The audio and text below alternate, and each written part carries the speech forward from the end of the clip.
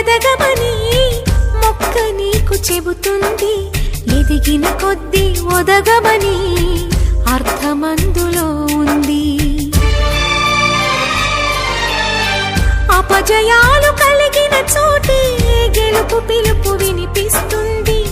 ఆకులన్నీ రాలిన చోటే కొత్త చిగురు కనిపిస్తుంది. మౌనంగానే ఎదగమని మొక్క నీకు చెబుతుంది.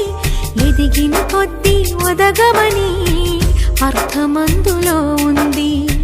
అపజయాలు కలిగిన చోటే గెలుపు పిలుపు వినిపిస్తుంది.